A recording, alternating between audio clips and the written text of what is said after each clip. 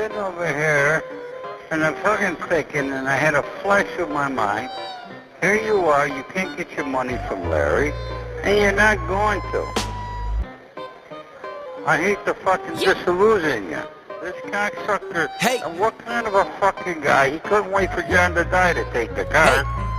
So here's the proof, huh? Give the story because it's better than the truth, huh? Allegories will keep between me and you, huh? We get coins, never scraps. See this a Bitcoin getting cat. So here's the proof, huh? Give the story because it's better than the truth, huh? Allegories will keep between me and you, huh? We get coins, never scraps. See this a Bitcoin getting cat. So join, started federal, grabbed a Colombo, see proof of work, I made it legible. Move out to cyber, was keeping crimes off of the web for you. Started a special group, yeah, I went private. Fell in love with Bitcoin and started mining. That's when I started shining.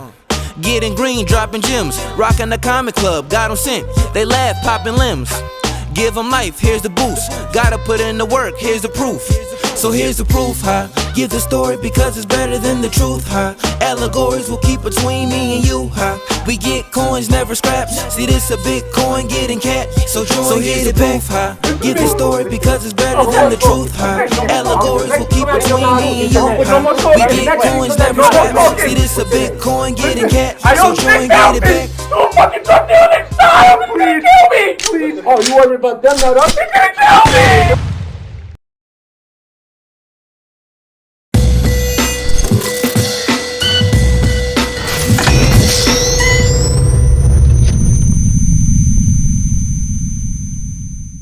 The voice of God there for a minute. It's like, where is he? he's just going to record you two guys in a room. He's not going to show up. It's a social experiment. What's going on, guys? Welcome back. How are you, sir? Thanks for having me. I don't know how Patrick feels, but I appreciate being here. Yeah, man. Thank you for coming back. Pat, thanks for returning. Sorry for the technical difficulties. You might hear it in our voices. Those of you listening or watching, we've had about 2 hours of issues with Restream. Restream went down for 2 hours. Pushed us way back. Good plug for him. It really is. I'm not using their software now, but honestly, I think I'm going to go over to the boneyard, as I've been calling it, to the StreamYard, because Shuli is telling me he's never had these issues, and this is not a good sign when on your first episode you have to wait 2 hours and keep your guests waiting. We actually lost a guest. We had another guest who was going to join us, active FBI employee Ray Epps. He was going to join us. But he got called away to some emergency of national security or something. I don't know. I don't buy it. Security or some building they're looking to enter, and they needed someone to work up the crowd. I've used that excuse, and I'm not even in the FBI, so I don't buy it. Well, we lost them. It wasn't Ray Epps, but it was someone else better than Ray Epps. So I'm hoping he could still join us at some point. But anyway, where we left off on our cliffhanger was we were talking a little bit about the process of getting into the bureau and the waiting and the polygraph and the field fitness test. And I think we left off where we're actually at the academy. We got you get assigned a suite mate, which is like a roommate, and you share a bathroom with another couple, another two dudes on the other side. So you have one bathroom that you have to share, and it's just like a little dormitory room. But this was 2004, so we didn't have they didn't have any kind of Wi-Fi. We always joked once we got there, you learned it was, the FBI was yesterday's technology tomorrow was the slogan for the bureau. I mean, I'm talking we had cell phones in 2004, but none of them worked in the dorms. I don't even know if I had one. I know I definitely had one. It just didn't work. So you had a landline, and then you had no internet access. You had to walk about 30 minutes to get to a lab where there was internet access. Well, I mean, that's one way to make sure that you're focused on the task that you need to be focused on, right? Yeah, they made no effort to entertain us. Like, we lived in a dormitory. Like, I lived in dorms in college, and you had a fucking pool table. Dude, they made no effort. It was like whatever you brought on your back was your entertainment. So I lived 3,000 miles away, so I didn't bring shit. And I get there, and I'm like, all I have is a portable DVD player. That was about it. Yeah, but that's bullshit, because like you said, normally someone would say, well, then bring your stuff. The problem is you're going into the FBI Academy. I assumed everything I brought into that building was going to get searched. Like, I remember deleting porn off my laptop, which is painful. Yeah. As I was like, you know what? I'm bringing a laptop, and what if they just take it and say, we need to look through your stuff? I don't need them stumbling across like 4 gigs of bukkake videos. So I was just deleting shit before I got there. And then I got there and I said, man, I wish I had those bukkake videos because I'm sure you would appreciate that too. Yeah, you're like the kid who goes to fat camp and has a jacket full of snacks. Like it's like you can't just bring one thing of Rolos and just I mean, 3 or 4 videos that you like. You can't just bring those in there. You got to delete gigs worth of shit. Well, later on, I smuggled it back in because then you realize attaboy. Don't let the government stop you from your clearly sick obsession. Good for you. We had portable DVD players that were like high value. If someone had a little portable DVD player that you could throw in, like a lot of guys were watching 24. I was watching Family Guy, and that would get passed around like cigarettes in a prison. But you didn't have access to anything else, and to go on the internet, I'd have to walk. We'd walk. I mean, you got to jerk off in a whole nother building, whole nother wing. Yeah, that's the other thing. Like you're so isolated around. I mean, there are women in your class, but we observed this phenomenon, which was well, that's the thing. They didn't see anything first, and then what would happen is you'd realize when you first got there, you'd look around and you'd be like, all right, let's say there's 10 women in your class, and you'd say, she's like a 5, that's like maybe a 3, and that's not like a 2. But then by week 10, that 2 becomes an 8. Like you're so starved for women, you're suddenly you go, man, did you see what's her face? Like, man, I don't know, that looked like a fruit bowl in her pants, but it looked good. Like, it was. I mean, me personally, I would bang the DVD player before I, fall victim to a 2. You know what I mean? But that's just me. I'm picky like that. But in your eyes, it's not a 2 anymore. I'm swear to you. The 2 gradually climbs up that 2 and 8 ladder. I mean, Vinny was a 6. Yeah, even me with my my feminine physique. I think I was moving up the ranks for a lot of dudes in that class because it was getting desperate. Like when you're that far, if it goes any longer, we're gonna have problems. Yeah. Well, this is what happens when you take away the people's Wi-Fi. Yeah. They have it now, from what I understand. So you end up, you go to your class. Your routine is like you go to class. You'll do like courses on legal.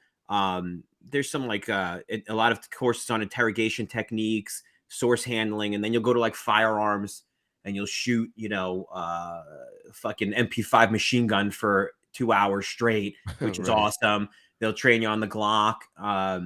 We were using Glock 23s at the time, which are 40 caliber Glocks. They held 15 in the magazine. I think there was another in the chamber for a total of 16. They were giant hand cannons. These fucking things were monsters. A lot of the smaller dudes and women in the class would actually downgrade to a 9mm if they like couldn't qualify on this real gun. Any incidences at the range that you guys remember? No, they did. The class before, someone shot their ass off. So we had ultra strict. After an accidental discharge, everyone puckers up and the rules get really strict. And so what it was for that person was like a drawstring. They were drawing from the holster, and they were wearing a jacket that had a little tassel or drawstring, and that got stuck in the trigger guard and actually yanked the trigger guard and shot him in the ass. So when we got there, they like collected all of our rain gear and like burned it out in the yard. They were like, no one's wearing rain gear. I was like, oh, cool. It's 20 degrees out. Cause we went in September, right? It was September. And so it was cold. End of September, beginning of October. It was fucking cold. It got cold, especially for you. You're from California. It must have been like, I had to buy clothes when I got there. I didn't even know what cold wind was until we go up to Georgetown one time. I'm like, fuck this. Yeah. Who lives here? Yeah. And you guys all took me to Banana Republic. This is what you get. You get the big wool jacket. And I'm like, okay, I guess that's what you do. But no, I didn't have gear for that. But yeah, they 4 weeks before us, there was the guy that had because when you're done shooting, you go in this room, you have to clean off all your shit, your gun. But there's supposed to be procedures in place to make sure your gun has 0 bullets in it. Correct. Glock is one of the weapons that will fire without a magazine in it. So that's what happened. He set it on the bench, and you have to pull the trigger to be able to take the slide off, take it apart, and it fired down the bench and hit somebody. Wow. And so they were over the top anal about our stuff. And then the other guy a couple weeks before us did that, and we shot himself in the ass. So yeah, they locked us. I forgot about that. Yeah. Yeah, that was Yeah. bad. Dude, I think it shot him like in the bicep because he was working on his gun. It shot down the Ooh. line and it hit him right in the arm. He got like that guy from Rittenhouse. He got the Rittenhouse treatment. This is a video. So I had access to a camcorder, and foolishly they gave me a camcorder and they allowed me to record like shit at Quantico, which I think was the first time ever that they allowed this. And I guess probably right about now they're regretting it. But Yeah. I recorded a bunch of shit from our class and made a whole 2 DVD collection. It was like Tupac's, Machiavelli, All Eyes on Me double album. And I dropped that at the end of the Quantico, and we had a big showing in a theater where we played both DVDs. But I taped all sorts of stuff that you could never really get. Pause that vid for a second. Yeah, this is part of the. Yeah, this is part of the.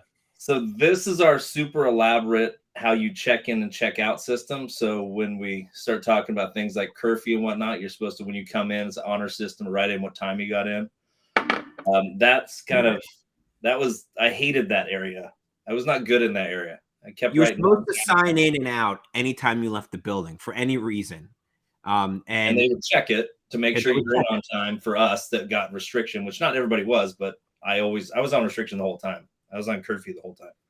Yeah, but, so that kind of leads into to the whole issue. So you have a physical fitness test in the field that you have to pass, and it's a series of you have to do a certain amount of push-ups, sit-ups, shuttle run, or sprint, 2-mile run, some other stuff, all within like a certain period of time. It's actually pretty difficult to be honest. At least for me it was, and I know for a lot of other people. You pass that, you pass the polygraph, you pass the background where they go out and talk to your neighbors from when you were 15, and they get to tell the story about the time you pissed off your front porch and they called your parents, and you get through all of that, and now you're there and they test you again. Like day 3, you take a physical fitness test again.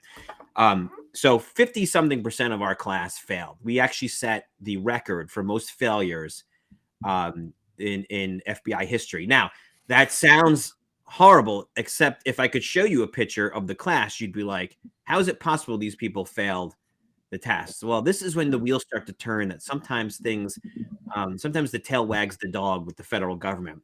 What you realize is that everybody was failing on the same event. It was push-ups. Like I had maybe like a 7 push-up buffer. I had to do 30.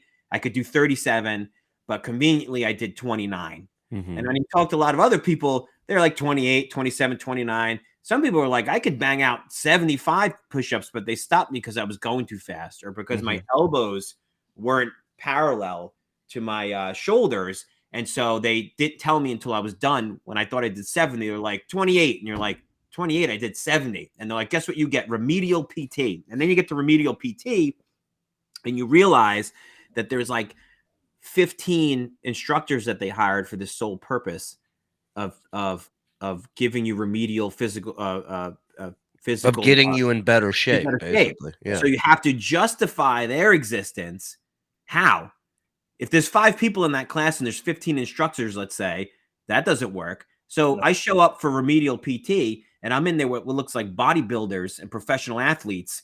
And there's like 100 of us. And it's like 5 a.m. when they wake you up to go do this. And I'm like, oh, and that's when the wheels started turning. I'm like, oh, I get it. This is the tail wagging the dog. Like, we didn't really fail. It was that you had these allotment of people and you needed to justify their existence, which is kind of a theme that permeates through the entire federal government, by the way. And that, so I fail.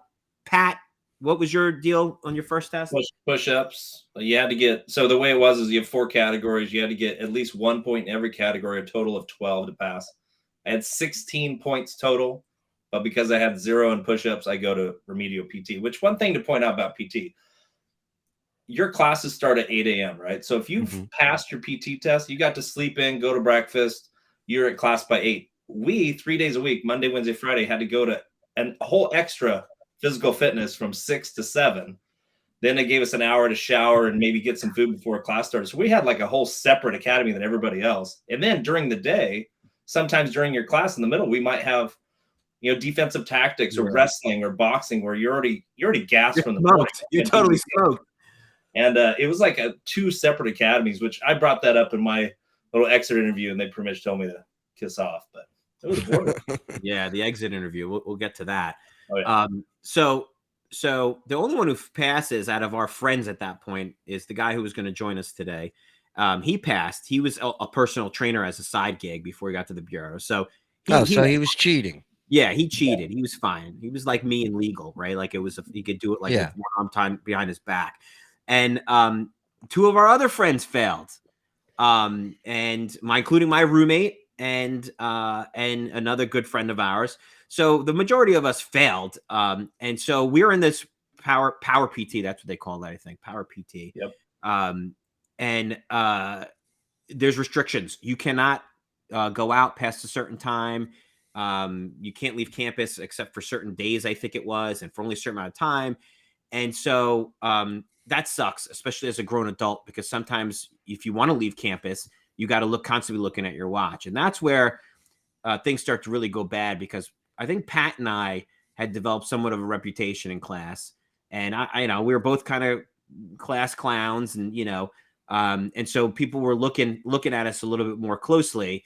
And then the second round of physical fitness exam comes around like 4 weeks later, and I pass it. Pat fails it, right, Pat? Yep. Yeah. And our other friend fails it, and our other friend fails it. So we want to celebrate, but half of our group can't really go out to celebrate because of curfew. So we make an arrangement. And I said, hey, we're going to go out, and we're going to be back by, I don't know, what time was it, Pat? Midnight. You had to be back by midnight. It was like a gremlin. Fucking 16-year-old. So if you, Pat, I don't even remember if you want to talk about what we did. If you remember. Well, we wanted that. I think that was the night. So here's what's funny though. When I first get there, I find kind of the party guys. So I find, like, remember Ryan, who's my sweet mate, and the dude from Texas. Dude, they went out every weekend. They just went out balling and, finding chicks. And I would go, but I would always be back by midnight. And then I get busted. I missed curfew one time because they noticed I didn't write in a time. They saw my time out, but no time in. So they gave me she's like, so what time did you get in? I go, oh, it was definitely before midnight. I just forgot to write it down. So they kind of gave me a pass on that one. So she's like, you keep doing this, you're going to be in trouble. So then I go, I need to play it safe. So I go, speak of the devil. So I need to play it safe and go and just hang out like with guys that like to entertain themselves at the dorm, which was Vinny and Dave and our group. We could get along by watching movies and not have to leave campus. I didn't have a fucking car. So it's not like there was no Uber. It's not like I could leave anyway. So I'm like, I'll play it safe. That night we decided to celebrate. We go up, I think we went up into Georgetown. Yep.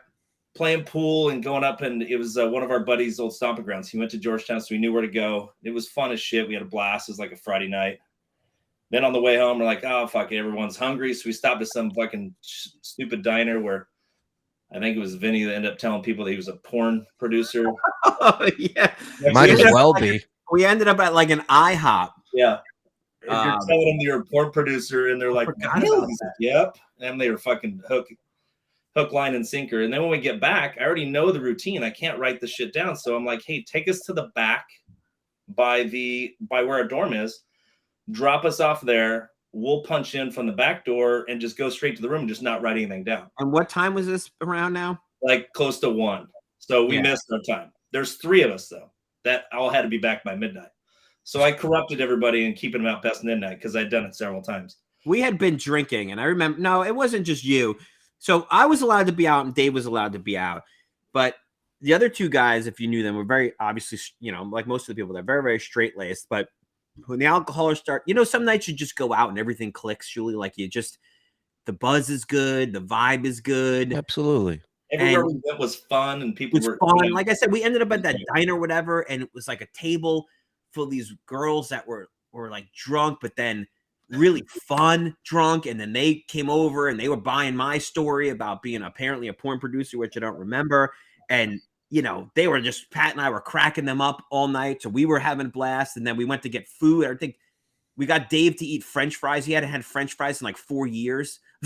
So like it was a big moment for the personal trainer guy to actually eat French fries and I hadn't had it in like 4 months, but Dave literally hadn't had it in years. And he got very, very sick, I remember, after that.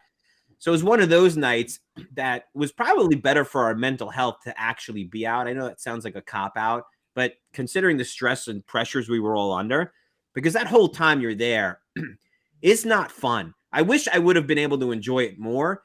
And I think I think it's like everything in life, and I would say this to everyone, understanding that this is very hard to do, but there are chapters of your life that you stress out about that usually work out. And then in hindsight, you go back and in your head, you think, I wish I could go back and actually enjoy that. And whether it's school or things like the FBI Academy, you're so worried about not graduating. You're so worried. So much of this is riding. So much of what you want for most of us is riding on that your every moment is like, you're just tense. You're just not enjoying yourself. And now I look back and say, man, I'd love to go back. In fact, they have what's called the National Academy that's there, which is a bunch of cops from police departments around the world as a reward. Like they apply and whatever basis, whatever criteria, they're sent to the FBI Academy to train for like X amount of weeks, and they're loving life. It's like a vacation for them. Yeah.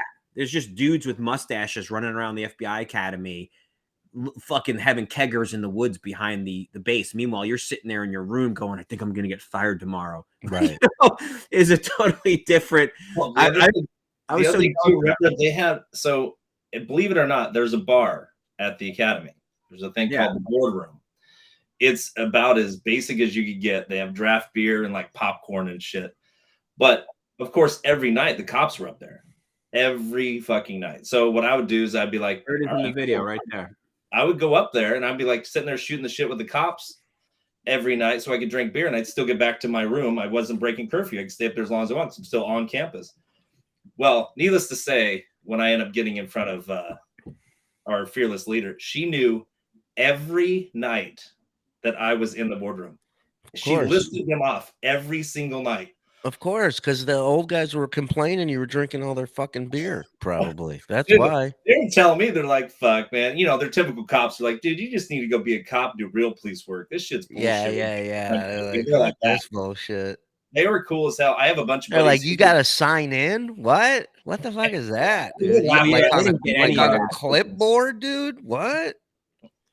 Yeah. Like, I'm bagging my source, and it's okay. Like that. Yeah, they have totally different rules than we had, and it was obvious from the way they behaved in the academy. They wore green shirts, we wore blue shirts, so you could very easily see. Right. There was that one dude from like Pakistan who like was like a fucking spy. Remember that? I don't know if you were there for that.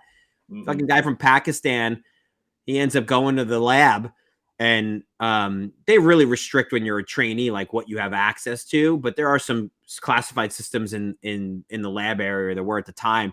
The Pakistani cop gets busted trying to like pull data off the it was a big fucking deal. They were like, we caught a guy. We think he's a fucking spy. I'm like, of course he's a spy. I'm like, you're inviting these cops, these local cops and the minute their precinct finds out, they're like, you know what you're going to do? You're going to go into their database and start looking up fucking what the Osama bin Laden file says. And so he got busted, and he had some lame excuse, and they just like they just sent him kind of home. But yeah, you're letting cops from Pakistan in. You're not looking into guys who want to fly but not land, and you're letting some creepy goddamn cadet walk around with an 8mm camera filming every fucking spot of this goddamn school. What the hell? Is nobody using their goddamn head at the FBI? Like, this is priorities. I'm a persuasive motherfucker when I want to be, so I think I'll take credit for that. How many dirty looks did you get when you were walking around with that camera? I got a lot of people saying, "Are you allowed to do that?" And I was like, "Yeah, to prove their class counselors, our class administrator." You should have been like, "What are you, a cop? Mind your business. Shut up." What do you think? I'm going to put it on some kind of podcast 20 years from now? Are you allowed to do that? Are you allowed to do this right now? Interrupt this film? I don't think so. Great, I got to do this whole shot over again. Thanks a lot. Yeah, way to go, dude. You just cost me 20 grand one day. So we come in, and then Pat tells us to go through the back, or not tells us, asks us. I don't even remember that part, but it sounds right. Well, we have been using that loophole with the party guys, so I corrupted you fucks. There's a back parking lot that we can say there was no parking, so we parked in the back, and we come in, and it's so far from where that stupid little desk is at the front that it was like, oh, what's the point? I'm just gonna go to bed. That way I can have plausible deniability in what actual time it was. I'm like, ooh, close to midnight is right around there. Except they have a log of when that door is opened and when it's closed. So they knew fucking exactly when we walked in. Don't try to outsmart the FBI. Rule number one. When I so So this I fault Pat. This was a fairly obvious assumption on my part that the FBI was watching everything we were doing, including when we badged in and badged out.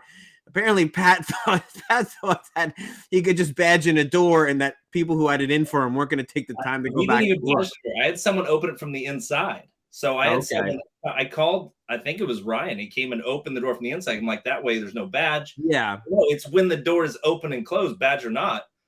it And logged like, that. once we said that we went through the back door, she's like, "Well, I got it right here," but I didn't know that at the time. Typical FBI. They had all the information way before they ever talked to me.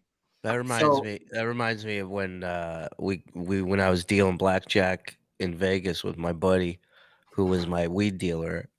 We got sent to go take a random drug test, and in Vegas, it's all hair tests, which go back a long way. So my buddy says, this is back when I had hair. My buddy says, I know this stylist. She'll strip, bleach, No kill way. all the chemicals in our hair. It's $100. My buddy did it. He passed his test. We'll go do that tomorrow, and then we take the test the following day. I said, let's do it, man. We leave work. We go to this woman's salon. She does the whole thing. I go home, go to bed, wake up the next morning and go take the test, and my hair is like eggplant colored, like Yeah, I was gonna golden. say, don't they know you look like Pete Davidson at this point? You got the I look like one of the Golden Girls. yeah. It's like Oh, old this isn't lady, suspicious. light purple, pinkish, Charging and black I'm and white like, hair. Yeah. and I'm like, fuck it, I gotta go, and I go to the clinic, and I'm sitting across from this woman, and I'm sitting here bullshitting her, I've got the charm going the whole time I'm talking to her, she can't take her eyes off my hair, right? She keeps Your eyes staring looking at up. my yeah, and then finally, she's like, all right, you ready? And I'm like, yep, and I lean in, and she pulls it from my arm. She doesn't even take it from Oh, I thought you were gonna say a pew because yeah, of course they're like yeah, and I just remember the feeling. I wish I could have seen the look on my face, but the feeling, that stoner moment of like, oh yeah, I didn't think about that. Yeah. Oh, I have hair other places. My bad. Yeah. So your story of like just open the door from the inside, no one will never it it's the reminded me perfect of that. crime. They'll never Yeah. be able to figure this Yeah, out. I'm sitting there. This woman sits there 8 hours a day Yeah, across from idiots like me trying to bullshit her that they don't smoke pot. And it's like, yeah, whatever, dude. Just let me yeah, pull his hair out of your arm. They show up like swimmers in the Olympics, not a yeah, hair on them. yeah. There's no way. Like they're like that. That was the easiest. If that was the way you could foil them. That I mean, that's the thing. The They're hair from the arm though was like such a fuck. It was just like, boom, here you go, yeah, dummy. yeah. I hope you enjoy your dumb hair for the Yeah. next 2 months. By the Letting way, that grow out. 2 days later, my pit boss walks over. This big fat dude. He used to smoke a cigarette. The cigarette would be on the inside of his fingers, so he would cover his whole mouth like that. And Yeah. I'll never forget. He comes up to me and he goes, "You failed your drug test. You're fired. Go clean out your locker." Oh shit. And I That was it. go, "We have lockers?" And he goes, "Get the fuck off my floor." When did this happen? We had lockers. I've been fucking needing a backpack this entire I think time. that's where your brain went. We have lockers. That's not the point. You're fucking fired. Beat it. I put my cummerbund in my locker and walked off. Oh, sad.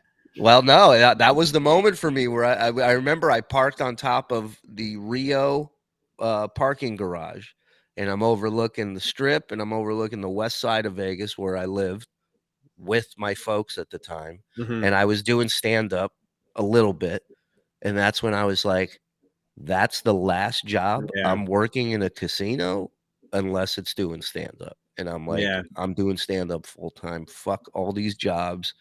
Fuck this industry out here. I don't want to be a part of it. Dealing blackjack, I'm at the bottom of the barrel of humanity. Yeah. You're I'm- like, this guy. He's Yeah. he's a total addict. This guy's a total degenerate. Dude, there was a guy who was a cab driver. His mom died, left him a trust fund.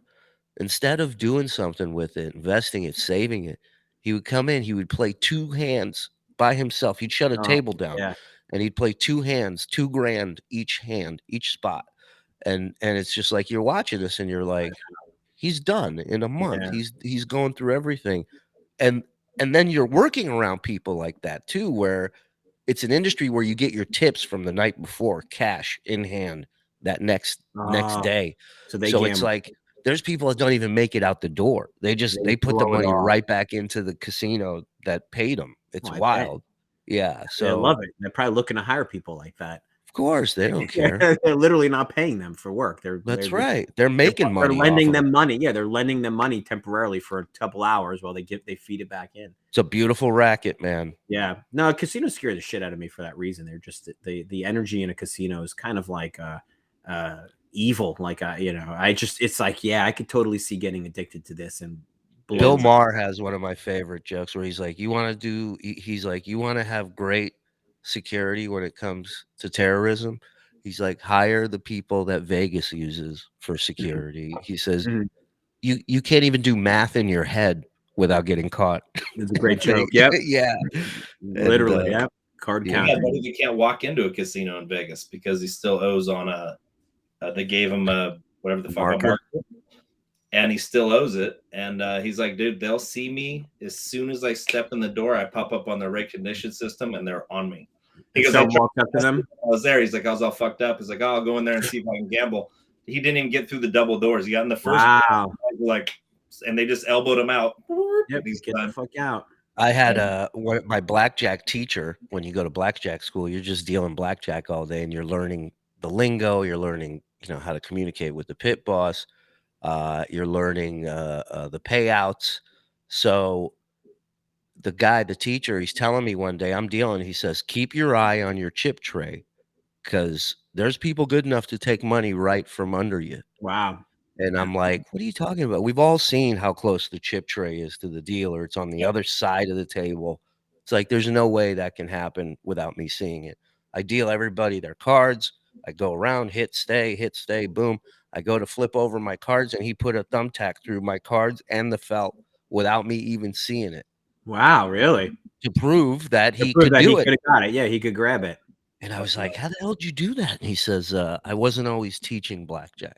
Yeah.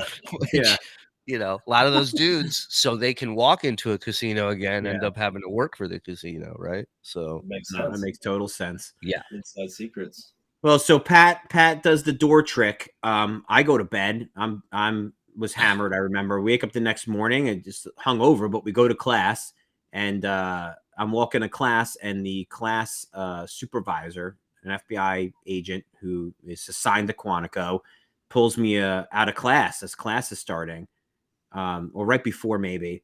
She says, Well, "Let me." before class even started, they grabbed Yeah, me. it's right before. I mean, she was up all night, excited at this opportunity. She I knew she finally had got this fucking book Pat. out of my sights. Yeah. So she pulls me aside and she says, I heard you guys went out last night. And I knew there was nothing wrong with that. I said, yeah, we did. We went out to celebrate. I passed my PT test. She goes, where'd you go? I said, I don't know, Georgetown. What places? I said, I don't know, a couple of places. I don't know the names of them. And she goes, well, what time did you get home? And I was like, I was drunk. I told her I was like, look, I was drinking. I was celebrating. I'm an adult. Like, I didn't have curfew at that point. There's nothing wrong with that. And she goes, well, what time did you get in though? And I said, I have no idea because I was drunk and I didn't remember. And she goes, well, what do you think it was after, 9 p.m. I'll say? And I said, well, yeah, we left at like 8. I'll make it up. We left at 8 and she asked me like 9. I was like, yeah. And like you said, this is the hair on the arm. I'm like, yeah, it was definitely after 9 because we left at 8:30. Well, then, you went to dinner. Yeah. How long was dinner? About an hour. So that puts you at 10. And I'm like, yeah. And she's like, so then, did you come home at 10? And I was like, well, no, we were just at dinner. Then we went to like a club. And she's like, oh, okay. And how long you at the club for? And I was like, I don't know. Like, she's like, estimated like 4 hours. I said, no, 2 hours. No, 1 hour. I was like, yeah, probably an hour. She's like, all right, this puts you at 11. And I'm like, oh, fuck. I was like, she's done this before. Yeah. So she gets me to admit that it was definitely after whatever time. It was 11. Was it 12? She gets me to admit that there's no way, unless we jumped into a time machine and fucking went back in time, that all the things we did could have had us back before, I'll say, midnight. She boxed me in so tight. And I was like, yeah. So I was like, but what's the problem? And she goes, all right, that's all I wanted to know. And she sends me back in the class. So I go sit in class and my brain's stewing like, what was that all Oh about? yeah, I'm like, well, she just shook the hell out of you and yeah. sent you back into the world. Yeah, and I'm like the snitch who gets pulled out by the warden, and now everybody's looking at me like Vinny was out in the hallway with the warden. I got like the snitch, the vibe from everybody, and everybody's looking at me. And then so Pat, when did she grab you then? Because I think I was the first, right? Yeah. So here's the best part. At the time, we were studying interrogation techniques, and one of the things the FBI is very good at is by the time they sit you down and arrest you, they have everything they need to convict you. They're already done, right? And they do this by design so they don't have to go to trial. They just get you to fucking confess. But of course, me, not even thinking that they're using their own techniques on me, I get called in and she sits me down. I'm the last one. So they went through 2 other guys that also broke curfew because they were on the same with me. But I didn't know that. I didn't know they grabbed Vinny. I didn't know they grabbed anybody. So she asked me, and I just did the whole, I don't know, man. I was drunk. I don't know what time. She did the whole thing with me. I go, I don't know, but I know where she's going because I have my midnight. I go, I don't know. I think we left IHOP right uptown, like maybe like 11:30. It's probably close, right on midnight. She's like, why didn't you sign out? I go, well, I just had them drop us off in the back because there's no parking, and we just came in the door, and I forgot to go all the way up front, and I was gonna do it in the morning. I just forgot. Class started. Blah blah. She's like, okay, sends me off, and I'm like, that was too fucking easy. Yeah. So I go in the bathroom. It was a break in between classes.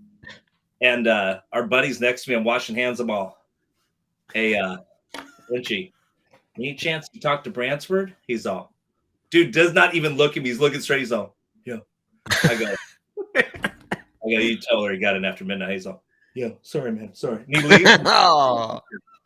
So then we go to class, and I'm sitting in class just fucking sweating because I'm going, he knows I'm fucking up. So I get up in the middle of class, and I walk to her office. Well, first you asked me. So you asked Frenchie, and then you come. Didn't have a good enough answer to convince me. No, you go, yo, did you talk to Bransford? And I was like, yeah, she pulled me out. And you go, what did you say? And I was like, I said we got in after curfew. And I looked at him like, what did you say? Like, there's no, I'm like, this is the FBI Academy. They have doors, cameras, they're all FBI agents. Like, I wasn't worried because I honestly believed everybody would have just fallen on the sword because as Pat said in the last part of this, the expression they drill in your head is lack of candor. What happened? Agents get fired for lack of candor. They don't get fired for the thing. They get fired for lying about the thing. And so they did drill that into our head early on. And I said, well, the worst that would happen if Pat missed curfewed would be like some disciplinary action, but they probably couldn't fire him. Keep in mind, I had already missed and been talked about. Yes, I didn't know this. I didn't know that part of it. I was a repeat offender of having too much fun in Quantico. So she had her sights on me and she set me up perfectly. So I walked in, I sat down in front of her and I go, Miss Bransford. Well, Pat leaves class. Pat, not to cut you off. We're in the class. And I see Pat sweating behind me, and I see him all fidgety. And in the middle of a fucking lecture, he stands up and runs out. Nobody does that. This isn't college. This isn't high school. Nobody just stands up to change their tampon in the middle of, like, you'll sit there and bleed out before you be rude like that. Pat stands up and runs out of the class. And I realized at that moment, oh, fuck, Pat must have not said what happened because the only reason. Yes. I mean, I knew the answer. So Pat goes running out, and then go ahead, Pat. So I go down, and she's still at her desk. I sit down, and she's fucking cool as a cucumber, sitting back like this. She's all, and I go, all right, we did not get in before midnight. It was probably close to it, but it was definitely after. And she's like, I know. I've already heard from everybody. She goes, what? Do you think that your friends would stick up for you? Do you think they would put their whole life online just for you? And I'm like, what the fuck is it all about me? There's fucking 6 people out and it's all about me. I'm like, fuck you, lady. So I'm like, all right, I'm gonna be cool. I'm like, no, I didn't ask anybody to lie. She goes, I know. We got to him before you could talk to him. I go, so you thought I would go try and convince all my buddies to lie for me? I was like, no, they fucking save themselves, get away from the sinking ship that is Patrick Kirk. Fucking, I mean, by all means. And then she was like, at that point, she's all, well, we're gonna have to review this and set you aside. I go, what? I go, look. This is not real life here. And this I just broke down, just fucking unloaded on her. Keep in mind, I'm going through stuff at home. I'm going through a separation. I have 2 kids at home. I had so much stress on me. I had a buddy help me make a house payment because I was making so little money that he literally brought a check over to my wife so we could make our fucking mortgage payment. So she caught me right at the time where I'm losing it. And I'm like, this fucking curfew is bullshit. And it's stupid all because I couldn't do enough push-ups. And I just start laying in there. And she goes, really? Let me tell you why it's not bullshit, Patrick. I'm like, oh, fuck. Let me have it, lady. He's like, when you join the FBI and you're here, there are going to be rules. And I'm like, oh, please tell me how there's some type of rule when I'm in the FBI that has to do with getting home before midnight. Yeah, and she has one. She goes, I'm such a dick. But she goes, what if you end up getting stationed in like Afghanistan? There's a curfew there because after 12, an American walking around, you could be snatched and grabbed or even shot. I go, Miss Bransford, if you told me I'm going to get shot if I leave after midnight, I'm probably going to fucking be back. Right. But that's not the case in the real world. Bars are open till 2. We drive safe. I mean, like, it was Georgetown. I mean, you're out doing shots. You're not getting shots. The same. But that was her argument, was that if you're willing to break this rule here, you could break it somewhere else. We could, put you in harm's way. And I was like, whatever. And then she tells me I'm going to go under review. And that's when they have to do this whole thing where they interview all the instructors about me and see if I'm worthwhile to stay in the academy. And at that moment, I go, you know what? I'll just book my own fucking flight right now. She goes, that's not how it works. I go, I don't care. I'll fucking do it right now. She goes, nope, we're going to do this. So they assign someone to interview me and get all my details about why I have issues. Did you remember I went to see that counselor? So she's like, so I tell her all the stress I'm going through. She goes, well, why didn't you tell people? And I go, well, fuck, I'm not here to put my shit on other people. She's like, well, we do have counselors on staff that are former agents that are here as instructors that also double as counselors to help people like you or away from home. I go, perfect. I want one of those. She goes, well, it doesn't work like that. I go, I just fucking told you. She goes, no, you're just using it as an excuse now. Could you imagine today's world, someone telling? No one would say that now. No, they couldn't say it now. So I went to this counselor. He was a good dude. He actually was the dude that taught defensive driving, and he was going to loan me a car if I needed it, if I need to get off campus, go do shit. And I'm like, really, dude, that's not going to help me. Give me my own access to get off the base. I'm going to fucking miss curfew again. So I'm like, no, I don't need a car. It's fine. But he was cool. And then they interviewed him, and everybody they interviewed, all the instructors caught me in the lunchroom and all told me they got interviewed. He goes, dude, like the firearms guys were awesome. He's like, I stuck up for you. I was like, this fucking guy's a solid dude. He's a 100% shooter. Awesome. I never got less than a 90%, 96% on any test. I mean, I did nothing wrong in the whole thing, but that little fucking moment in time, within curfew, that burnt me pretty bad. Oh, and yeah. So into what I call purgatory, where you're out of the class, you're still in Quantico, but I'm not doing shit. The class is moving forward without me, and I'm still fucking hanging around. He's like a ghost. He's a fucking walking ghost, Shuli. You're the After guy. this happened, he's the guy in Office Space where they put in the basement. In the basement, and he just wants a stapler. I just didn't have a red stapler. That's the only difference. Yeah, but he was like in his dorm room on the floor. But we would go to class, and then Pat was being sent to do other things, and we really didn't know a lot at that point because, of course, you didn't feel like you could ask. Also, at the same time that this was happening, a serious outbreak of staph infection broke out because of all the fucking crazy shit they got you doing on the mats and sweating on the mats.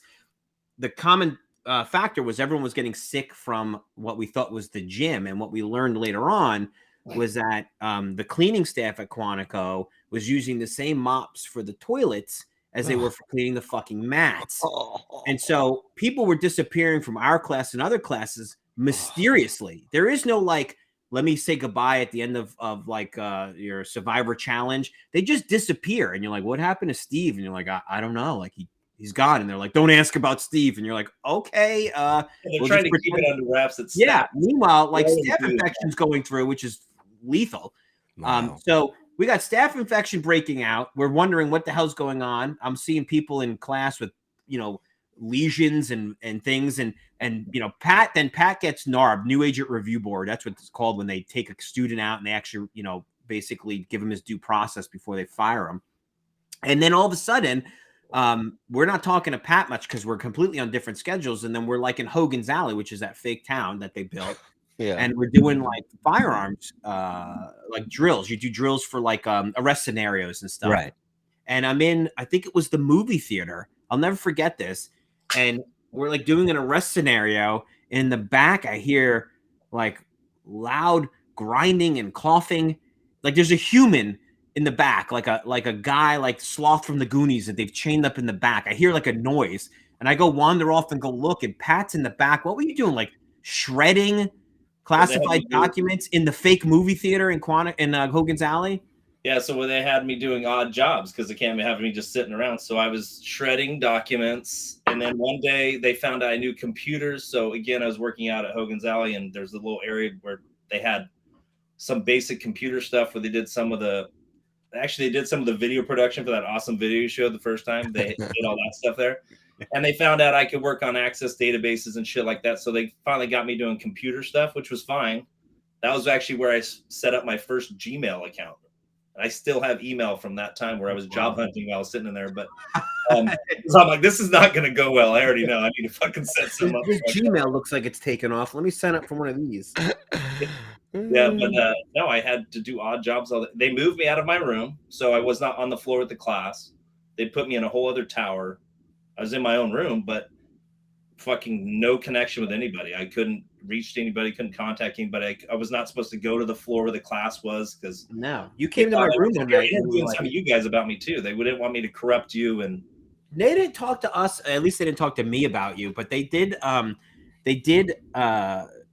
remember you came to our room one night late, and you were like fired up, and you're like, I don't know, it was like week 4 of you being narbed in like total purgatory, and you're like, I ain't fucking quitting. I'm gonna, if they're gonna do it, I'm gonna, like, I'm gonna ride this out. Like, I'm gonna be here like for 20 years in Quantico's Hogan's Alley shredding documents till they force them to fire me because you're doing the Costanza with not fucking leaving. Not fucking leaving. His fiance's parents about the Hamptons. They're tripling down. Yeah. You want to get nuts? Let's get nuts. Let's go. You want to get nuts? And I remember I was like, I don't even know what's going on anymore. This guy technically like got narbed 4 weeks ago and he's still here. And out of pure spite, you were just riding it out. So we go on to the worst part is you got pepper sprayed, Pat. You actually went through that. Pepper spray. Oh, it was. I remember that was right around this time where they were discussing what they're going to do with me, and I still went through pepper spray class. And I remember Brantz was out there, and she was so fucking happy to watch this go down. That bitch hated me. I'm like, why do you just so dislike people? You're so weird. I like the idea of pepper spray class where it's like, all right, come in. And it's like, all right, you graduated. Here's your diploma. You're done. You've learned how to handle your face being on fire and repeat. That's Pat right there. I found that pic. That's Pat with the face full of pepper spray. Just shooting everyone. Yeah. He just feels people around him. That's 6'2", 220. I showed up there 6'2", 250. You can imagine that. I lost 30 pounds there.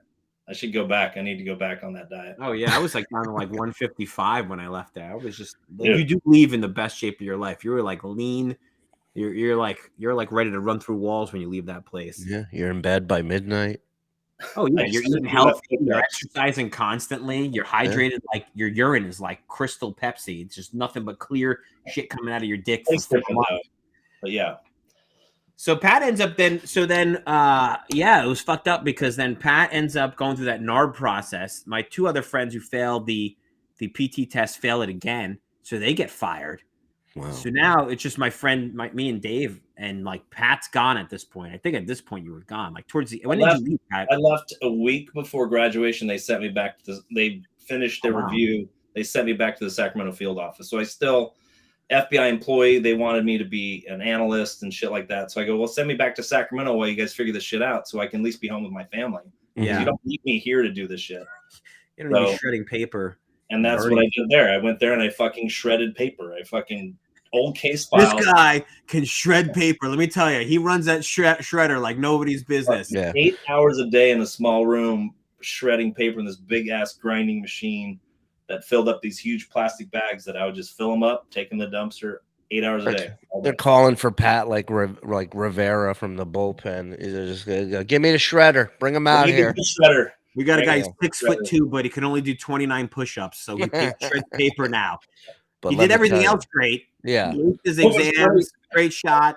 I don't even think I told you this, but when I went there, they had a guy doing the shredding because it's constant. Every office file that's past a certain year, they shred it. Yeah. But the guy that was doing the shredding, she's like, hey, we have some other stuff for Freddie to do. That was his name. He comes out and I meet him. That's a good way to say this. Special needs. He's a special needs Mm. guy. So he's somebody's nephew that So a works peer at of me, yours. and now he's your peer. Yeah. that's no. I took his job. He got promoted, and I took his job. So now I'm. He was the guy with the mops and the staph infection. That's what he got promoted to. And then they demoted him after that. They're like, he wasn't ready for this. Freddie's now come to tell me when to take my breaks. And I'm like, what the fuck is my life now? Julie, on the staph infection, you want to hear how crazy this is? I just picture Freddie with an office with a nameplate that says Freddie. Head of window licking. And he has one employee, me. The staph infection got so bad, Shuli, and just this is again kind of the things that open your eyes to a lot of the weirdness is that so the gym was closed the entire time after that staph infection broke out. We had to go to the Marine Corps gym to work out. And I'm like, this is kind of fucked up that I'm like at the premier law enforcement agency of the world and I don't have access to a gym. I went back to Quantico, like must have been 3-4 years later for something. I had something I needed analyzed in the lab and it needed to be done ASAP. So I drove it to Quantico and the lab was still fucking closed. And I went into the cafeteria and I sat with a bunch of new agents because now I'm looking it through the eyes of the actual agent. Like that was always, amazing. Like you make it through. And now I'm like, I'm going to go eat lunch in there because I want to look at what I was 3-4 years ago. Sure. And I find the table of students and they're talking about, random stuff. And I'm kind of taking it all in because it's awesome to hear people being like, oh my God, we have this tomorrow, that tomorrow. And I heard this and I heard that. And somehow the gym comes up and I walk over to the table and I'm like, yeah, the gym's been closed way longer than that. And I was like, I told my class number. We started having a conversation. The rumor going around was that they found aliens in the gym. And then the FBI closed down the gym for 4 years because it was the new Roswell. And I had to set him straight. I'm like, so you're close. It was staph infection from toilet water being spread on. You're kind of close. Nothing super secret. And then they found when they started to clean and renovate the gym, they found asbestos in the ceiling. And that caused it to be closed for like 4 years. And I'm like, wow, this is great that you don't have a gym in the FBI Academy for like 4 years straight. Well, it makes sense. I mean, everything's soaked in feces. So why not have, wouldn't be a bad time to maybe look into remodeling. That's what they did. Do I know? That's exactly what it was. And then they're like, we found asbestos in the ceiling. So they closed that. So then Pat gets fired or leaves, doesn't get fired. My 2 other friends get sent back to their offices. So it's basically just me and my other dude. And we're like, totally bummed because our closest friends are now been left the academy. They were now talking. There were rumors about a lawsuit against the FBI at that point about failing so many people because of these push-ups. I mean, you got to think about it. Like you do everything great and you're 29 push-ups, not 30, and you're not qualified. But everything great in 30 means you're qualified. It's sort of an arbitrary distinction to be made. But also, what's the qualifications of the person qualifying your push-ups? Right. If they got it in for you, they can just say 29, and there's no check on that. So in fact, they started implementing these chest boards after we left, so that when you did a push-up, if your chest board went down and a ticker went off and showed that your chest went low enough, then that took the subjectivity out of it. And now there was an objective standard that you'd show and say, I did 30. I'm like, well, where the fuck was that when I was there? Because I had to not only make sure I could do more than 30 push-ups, I had to make sure that the guy tested me liked me. Because if he didn't like me, I knew he could just be like, oh, sorry. Do you remember Thanksgiving? You remember so Thanksgiving rolls around. I'm still under the curfew thing. There's a bunch of us. I'm one of the few people in our class that Pat failed twice. So I have to wait for literally week 13 or 14 to do the final PT test. And they're like, if you didn't pass PT test, you got to stay here in Quantico for Thanksgiving. And I'm like, oh yeah, I remember that. And you're going to have box lunches delivered to you. By the way, no staff is there. No one's there. There's no kitchen, nothing. They're going to have box lunches. And I'm like, best Thanksgiving ever. And everyone around me laughs. And later I found out Bransford was standing behind us. You really are the Belushi of the FBI Academy. So I petitioned to do, hey, if I pass a PT test, a test one, do I get together? Like, yeah, okay, we'll do a full PT test. If you pass, we'll let you go home for Thanksgiving. I passed it. Not only did I pass it, I did like 36 push-ups, like no problem. Passed it, flying colors. And they made a specific point to go, this doesn't count. towards your passing your PT test. You still have to pass. Another No, one. you passed it. You didn't pass Yeah. it. But we'll let you go home for Thanksgiving. Like, oh, thank you so much, which more added to my chippiness and how much Of course, I don't blame you, dude. them. But and then, of course, week 14 we went to go to. I did 29.5. Imagine Shuli going through 14 weeks. It's 20-something weeks now. Imagine going through 14 weeks and still not knowing if you're going to graduate like 2 weeks before graduation because you failed the PT test twice for what you feel like are not legitimate reasons and very justifiably so.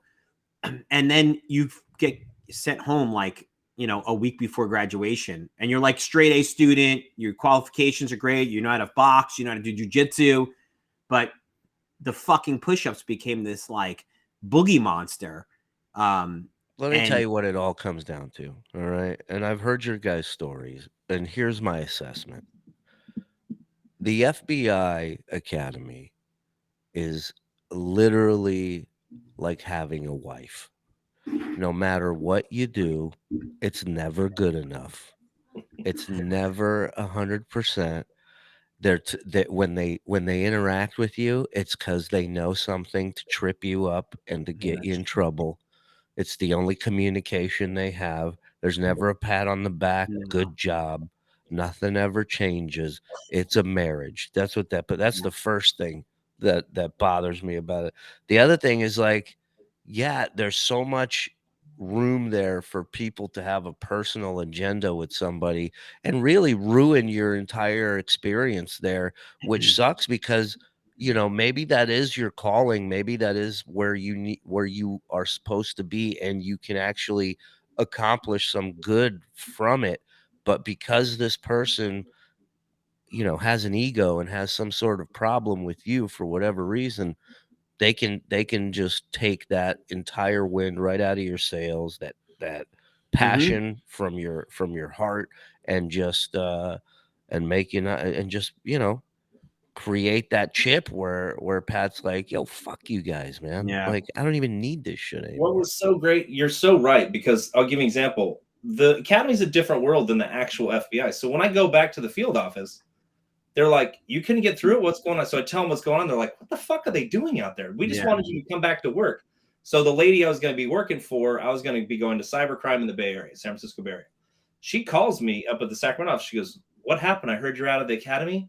And I go, yeah. So I give her the whole story. She goes, oh no. So she starts making phone calls. Next thing you know, I'm being interviewed by our SAC, our special agent in charge for Sacramento. What happened up there? I give them all the list of all the shit I went through. And I was 100% honest. I said what I did wrong, what they did wrong, what I feel. For once, Pat's telling the truth. Go ahead. Once, because I was hoping someone's going to get their ass chewed. So he goes, thank you very much. My roommate, when I was in the academy, now is on the HR side of the FBI Academy. So he's boys with him. He's like, write this up. And he literally interviewed me like he would. And we wrote it all up and sent it to him. 3 weeks later, I find out he leaves. He gets a promotion from the SAC. He now was running the academy. He went and ran the FBI Academy from Sacramento. Oh, I didn't know that. All the information. So when our boys went back, we had two buddies that went back to the whole thing again. He was running the academy, and they're like, dude, this is a completely different academy. And I go, yeah, because there like, you're welcome. Because I all the people that failed because of push-ups threatened a lawsuit. One of them actually sued in the end and won.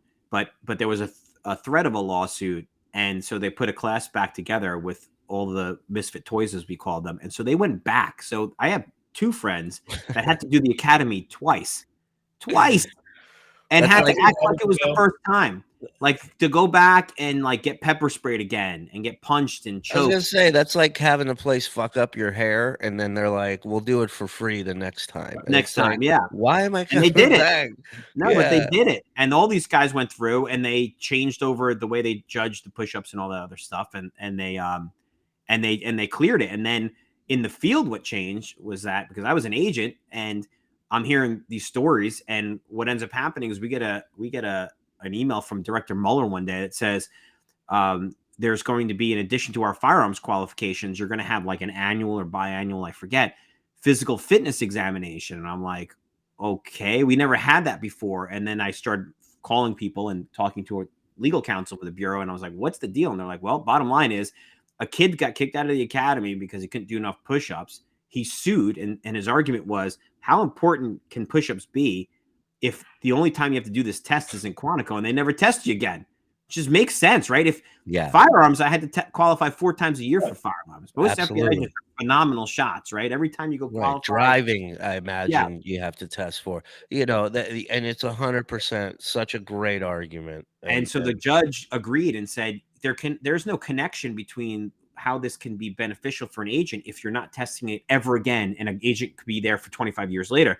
So what's the solution? You have 2 choices. You get rid of the physical fitness exam, which I agree. You can't do that because then you end up, no offense, but like other police departments, you know, not exactly. Then you got the NYPD. I get it. I'll say it. Right. But if you don't do that, then you got to implement it back in the field. So like every agent out there is like, I haven't taken a PT test in fucking 20 years. And now I got to go out and like, you know, run track.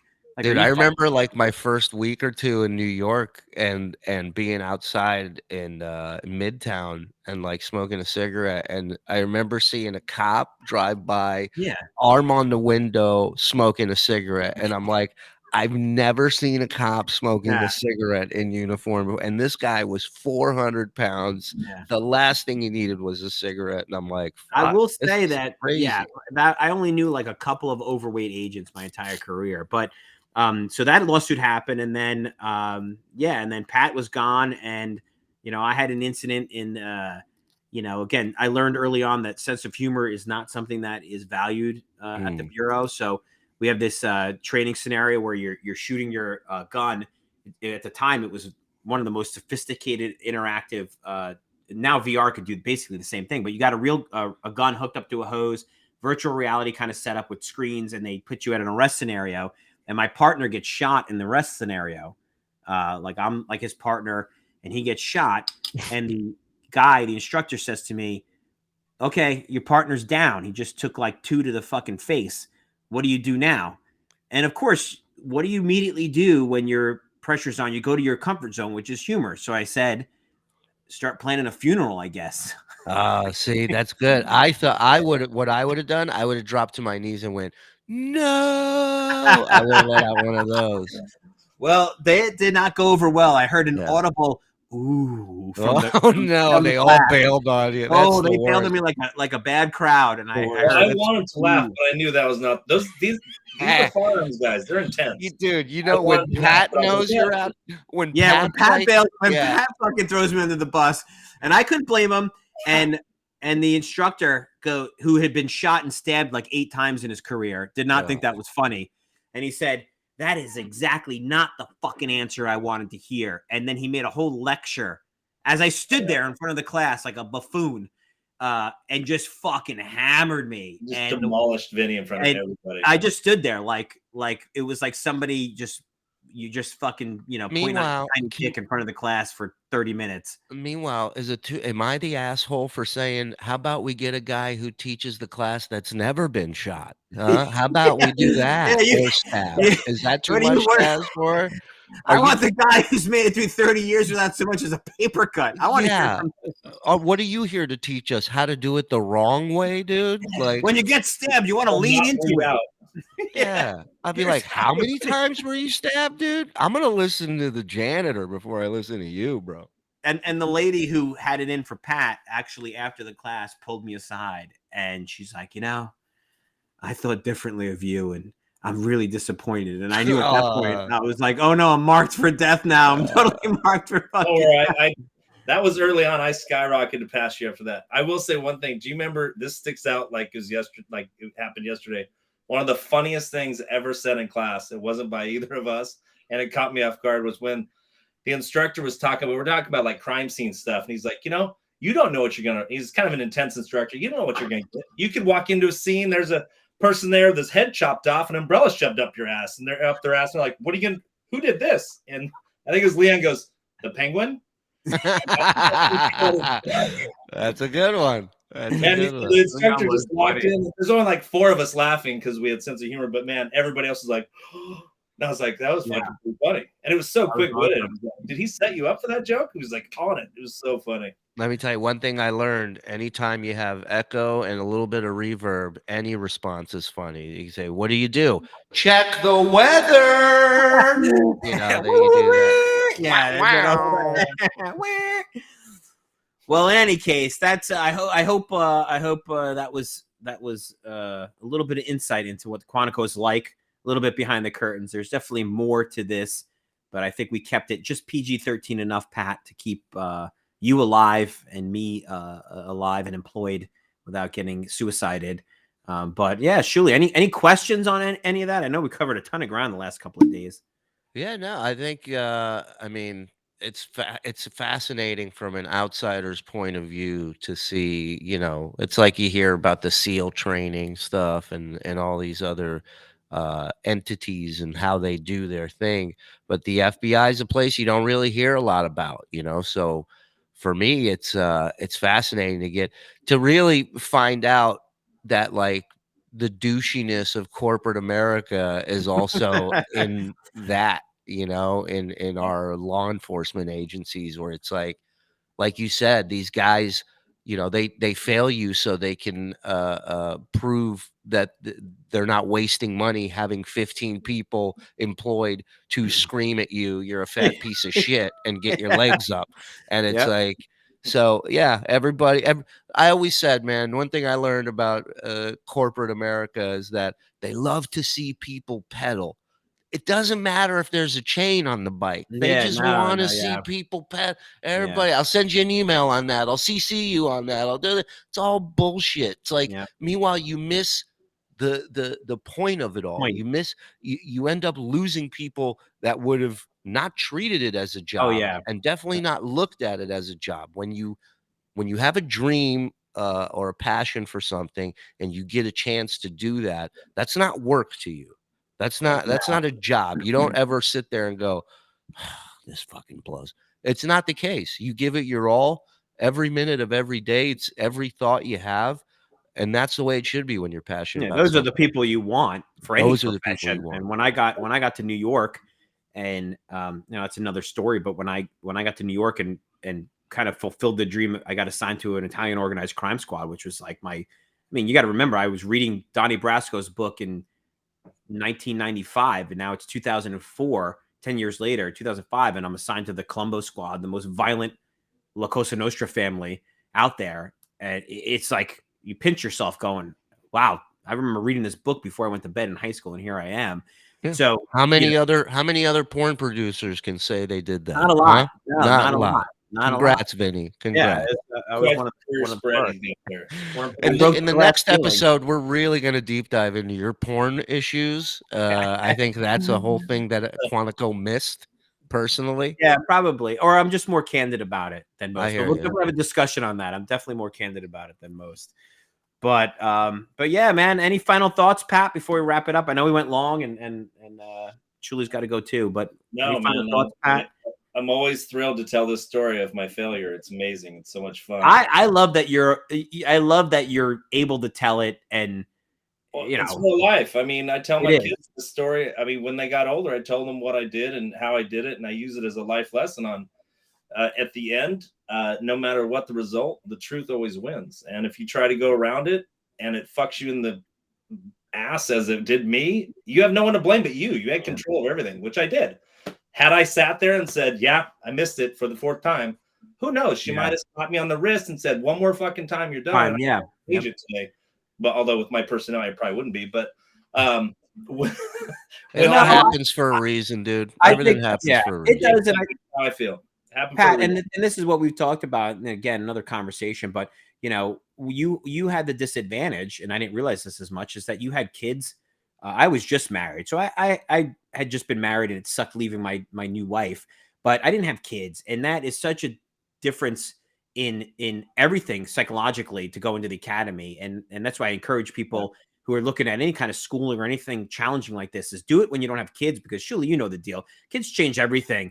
I mean, you don't have the luxury of being selfish anymore when you have kids, and so for all I know, it's very possible I would have stumbled in the way that you did, having gone through the academy had I had the two kids. And I kind of just there but not for the grace of God, right? The expression goes, it's like I'm fully aware that for every person I look at that has a failure or they're defective in some way, that I could easily have done the same thing had things not been lined up in a certain way. And I'm not taking away from personal responsibility and making the right decisions. I'm just saying that sometimes things line up in a bad way. And there's a lot more to your story about your family issues at the time and your first wife that played heavily into this, that I think broke you and caused you to make some honestly shitty decisions that I know later on in life now you wouldn't have made. But that's part of this experience, is you recognize that now. Oh yeah, if I had a happy, and I'm very happy now in my life, Yeah. and I'm like, every decision I make now is all about making sure I don't fuck up what I have today. Back then, I didn't give a shit. I was like, my life was in a fucking spin, and I'm 2,000 miles away. No one, not even the FBI, was going to scare me straight at that point. So no, I was. No. I mean, I look back and it makes me laugh that I'm telling the FBI to fuck off at some point, and it's just so stupid. But I didn't care. I mean, I know things that are way more important were already fucked up that I had to square away. So getting home was more important to me. Hey, look at you. You and Randy Weaver both told the FBI to fuck off. Good for you guys. You're in good company. Thanks for putting me in that. All right. Well, thank you guys, both of you guys, for being on, man. I can't thank you enough. It was this is going to be the first official episode for the Vinny Proof of Work podcast, and I couldn't have picked two better people to join me for this conversation. Hope you guys enjoyed it out there, and hope you guys tune in and listen again. Take care, everybody.